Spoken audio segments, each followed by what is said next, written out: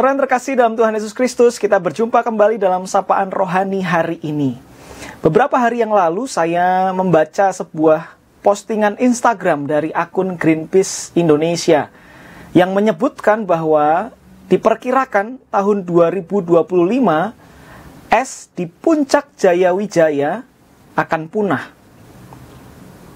Es yang dulunya luasnya 200 km persegi kini hanya 2 km persegi saja.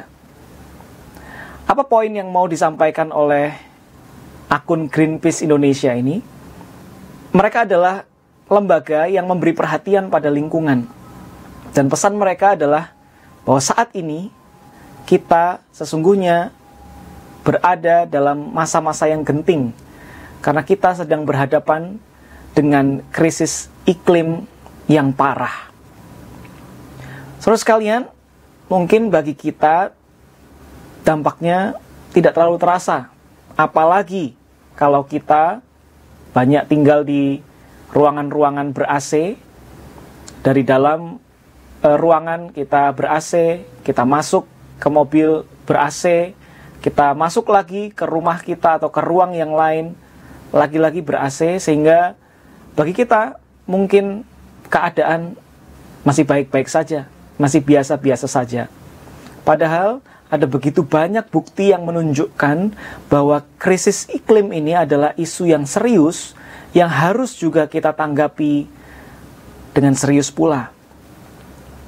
Beberapa hari kemudian, yaitu hari ini saudara sekalian, kita bersama membaca dari Lukas pasal 9 ayat 10 sampai 17. Saudara bisa memperhatikan kisah dari Injil Lukas ini. Kisah ini adalah tentang Yesus yang memberi makan 5.000 orang. Di dalam kisah ini, saudara, ketika saya baca kembali, lalu saya hendak memberi perhatian, dan saya mengajak kita untuk memberi perhatian pada ayat yang ke-17. Disebutkan di sana, dan mereka semuanya makan sampai kenyang, kemudian dikumpulkan potongan-potongan roti yang sisa sebanyak 12 bakul. Tiba-tiba muncul pertanyaan ketika saya membaca ini. Kenapa dikumpulkan lagi? Untuk apa mengumpulkan potongan-potongan roti itu? Mereka makan dengan melimpah, terutama setelah Yesus membuat mujizat.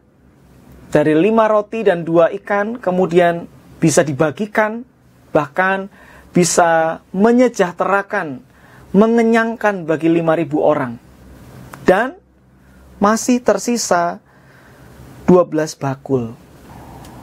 Dari ayat 17 ini, kita bersama belajar bahwa para murid mengumpulkan potongan-potongan roti yang sisa sebanyak 12 bakul.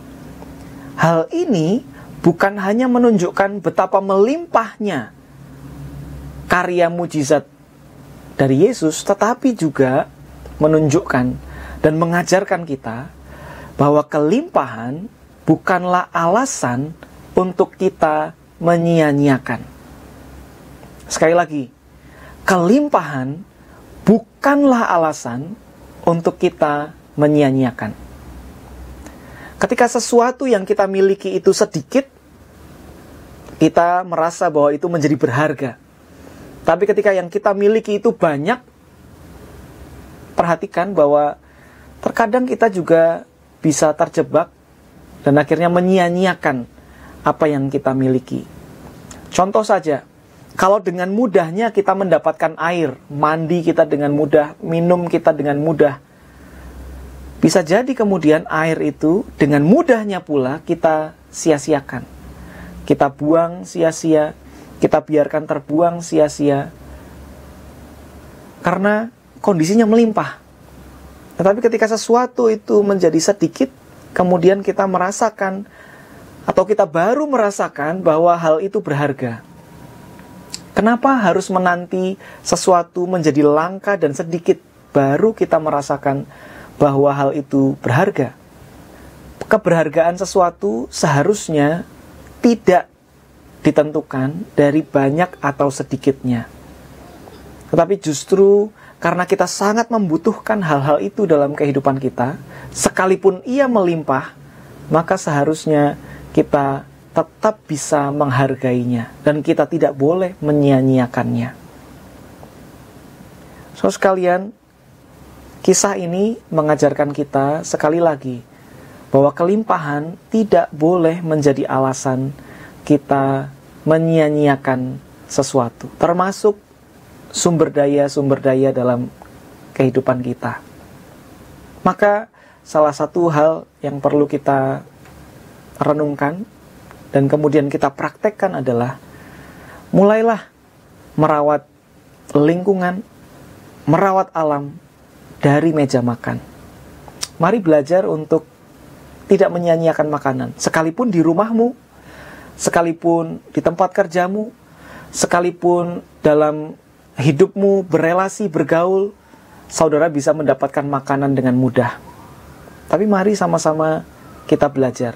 Kelimpahan tidak seharusnya menjadi alasan kita menyia-nyiakan. Apapun itu. Apakah itu waktu? Apakah itu kesehatan kita? Apakah itu sumber daya termasuk sumber daya alam yang mungkin saat ini melimpah di sekitar kita? Mari kita rawat bersama dan jangan jadi alasan kita menyia-nyiakan apa yang melimpah itu. Tuhan menolong kita.